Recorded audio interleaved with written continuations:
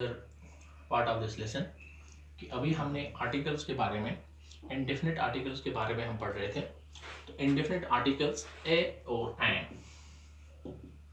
इसके यूसेज के बारे में हम पढ़ रहे हैं कि कहाँ पर हम ए और कहाँ पर एन हम प्लेस कर सकते हैं। तो अभी हमने जो है एक जनरल रूल देखा कि वहाँ पे जहाँ पे हमारा नाउन जो है वॉवेल साउंड से जो है शुरू होता है, वहाँ पर हम एन इस्तेमाल करते हैं। जहाँ पर वॉवेल साउंड से शुरू कोई भी नाउन हो, और कोई भी नाउन जो कॉन्सोनेंट साउंड से शुरू हो, वहाँ पर हम ए प्लेस करते हैं। और डियर स्टूडेंट्स, मैंने आपको बताया इसके लिए हमें जो है फोनेटिक्स ज़रूरी पढ़नी है, और जो फोनेटिक साउंड्स हैं ये हमें पता होने चाहिए, और तभी जाके जो हम देख सकेंगे कि कौन सा वर्ड वॉवेल साउंड से शुरू होता है और कौन सा वर्ड जो है वो कॉन्सोनेंट साउंड से शुरू होता है। उसके लिए इंशाल्लाह हम 1-to-1 क्लास ले लेंगे। तो अल्लाह करके जल्दी हमारे स्कूल खुल जाए। तब तक मैंने पिछले क्लास में आपको बताया था कि मैं एक ट्रिक आप लोगों को बताने वाला हूँ कि किस तरीके से हम जल्दी रिकॉग्नाइज कर सकें कि कहाँ पर हमें ए प्लेस करना है और कहाँ पर हमें एन प्लेस करना है। यानी इंडेफिनिट आर्टिकल्स को क्विकली ग्रास्प करने के लिए और क्या कहते हैं राइटली प्लेस करने के लिए हमारे पास एक ट्रिक है। आप देख लीजिए, हालांकि ये इंग्लिश के ग्रामर में कहीं पर भी नहीं है, तो उर्दू के ग्रामर से मैंने कोशिश करके इसको फिट किया आर्टिकल्स पे, और बिल्कुल तमाम जितने भी एक्सेप्शंस हैं इसमें वो भी क्लियर हो जाती हैं। जैसे हम बहुत सारे वर्ड लिख लेते हैं। मेरे पास है चेयर, शाबाश, ये एक कॉन्सोनेंट से वर्ड शुरू होता है सी से। और मेरे पास है फॉर एग्जांपल ऑरेंज, ये वॉवेल साउंड से शुरू होता है, शाबाश। और मेरे पास है पेन, कॉन्सोनेंट साउंड से शुरू होता है। मेरे पास है यूनिवर्सिटी, ये वॉवेल से शुरू होता है लेकिन कॉन्सोनेंट साउंड है, कॉन्सोनेंट साउंड देता है। और तो यहाँ पर जो है ये वॉवेल साउंड देता है, हालांकि कॉन्सोनेंट से शुरू होता है। और इसके अलावा हमारे पास है फॉर एग्जांपल यूरोपियन। अब इन वर्ड्स को हम ले लेते हैं। अब हम कैसे जल्दी ग्रास्प कर सकेंगे कि चेयर के सामने हम कौन सा आर्टिकल प्लेस करें, ए प्लेस करें या एन प्लेस करें। तो इसके लिए क्या है कि इस चेयर को हमें बिल्कुल ऐसे ही उर्दू में लिखना है। मीनिंग इसकी नहीं लिखनी है, डायरेक्ट यही लिखना है चेयर। जैसे चेयर है, शाबाश, इसको मैंने लिख लिया। ऑरेंज, ऑरेंज को मैंने ऑरेंज लिख लिया। पेन को मैंने पेन लिख लिया। ऐसे यूनिवर्सिटी को मैंने यूनिवर्सिटी लिख लिया। ऐसे ही और को हमने और लिख लिया, शाबाश। यूरोपियन को मैंने यूरोपियन लिखा, यूरोपियन लिखा। तो अब हम देखेंगे कि जो वर्ड हमने यहाँ पे बोर्ड पे लिखे, इनमें से जो भी वर्ड हमने उर्दू में लिखा, और उर्दू में लिखने के बाद जो भी वर्ड एलिफ से शुरू होता है, जैसे एलिफ से, ये एलिफ से शुरू होता है, ये एलिफ से शुरू होता है, आप ये मान लीजिए ये तमाम के तमाम वॉवेल साउंड्स हैं। क्या है? Vowel sounds. और आपको पता है कि वॉवेल साउंड्स के सामने हम एन प्लेस करते हैं।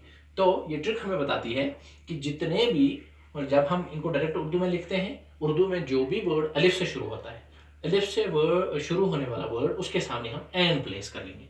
और जितने भी वर्ड अदर देन अलिफ से शुरू होते हैं, जैसे बा से शुरू होते हैं और क्या कहते हैं किसी हरूफ से शुरू होते हैं, तो उनके सामने हम ए प्लेस करते हैं।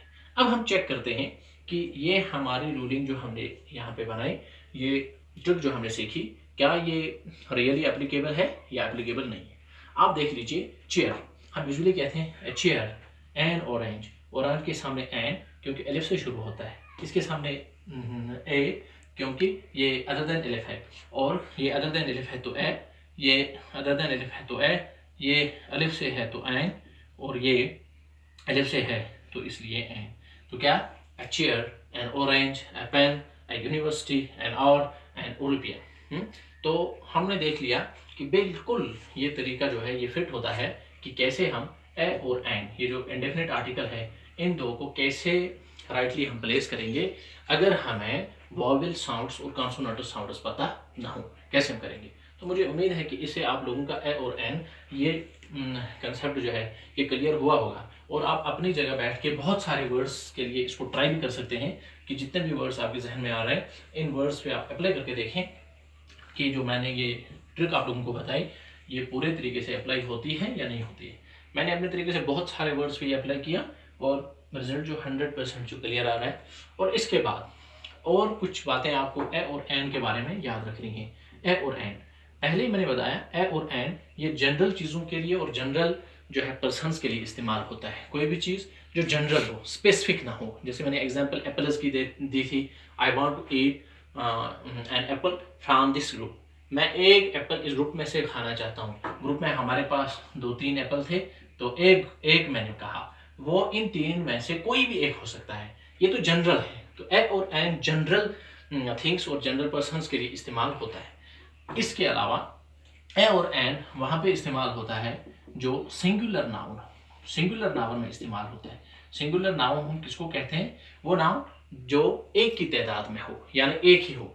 जैसे पेन, शाबाश, चेयर, शाबाश, और इसके अलावा एप्पल, और इसके अलावा हमारे पास और बहुत सारे वर्ड हैं, जैसे बुक, शाबाश।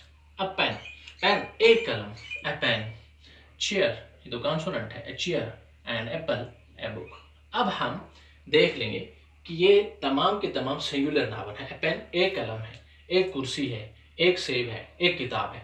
अब अगर फॉर एग्जाम्पल हम इसको पेन्स कर लेते हैं, चेयर्स कर लेते हैं, एप्पल्स कर लेते हैं, बुक्स कर लेते हैं, तो ए पेन्स, ए चेयर, ये भी गलत, ये भी गलत, ये भी गलत और ये भी गलत। क्यों? हमने जनरल रूल में पढ़ा कि ए और एन वहां पे प्लेस हम कर सकते हैं उस नाउन के सामने जो नाउन सिंगुलर हो, न कि प्लूरल। और ये नाउन आप तमाम के तमाम देख लेंगे। पेन्स प्लूरल है, plural noun and plural noun, ये एक। और दूसरी बात, जितने भी प्लूरल नाउन्स हैं, जैसे अभी हमने देखा pens, teachers, trees, friends, these are all plural nouns। इन प्लूरल नाउन्स के सामने ए और एन प्लेस नहीं होता, ए और एन प्लेस नहीं होता। बल्कि इसी वक्त आप याद रख लीजिए कि जो आर्टिकल हमारे पास द आर्टिकल है, definite article, definite article singular noun के लिए भी इस्तेमाल होता है और प्लूरल नाउन के लिए भी इस्तेमाल होता है। एक एग्जाम्पल मैं आपको बताता हूँ। जब हम डेफिनेट आर्टिकल पढ़ेंगे वहाँ पर तो मैं एलाबोरेटली आप लोगों को बताऊंगा कि द कहाँ कहाँ इस्तेमाल होता है। फिलहाल ये अंडरस्टैंड करने के लिए कि सिंगुलर और प्लूरल नाउन्स के सामने अगर हम ए और एन प्लेस नहीं कर सकते तो कौन सा आर्टिकल लगाएं। वहाँ पर जो है द प्लूरल नाउन्स के लिए इस्तेमाल होता है और सिंगुलर नाउन्स के लिए भी इस्तेमाल होता है। फॉर एग्जाम्पल ऐसे, the teacher we talked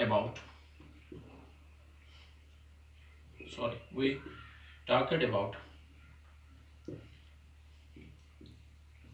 yesterday is in hospital now। वो टीचर जिसके बारे में हमने कल बात की थी, आज वो कहाँ पे? हॉस्पिटल में है। हाँ, ऐसे लिख सकते हैं। तो यहाँ पर टीचर जो है ये सिंगुलर नाउन है और सिंगुलर नाउन के लिए जो आर्टिकल हमने इस्तेमाल किया वो द इस्तेमाल किया। अब अगर प्लूरल नाउन होगा, प्लूरल नाउन भी होगा, उसके साथ भी हम द इस्तेमाल कर सकेंगे। The teachers are waiting in the hall to meet their friends।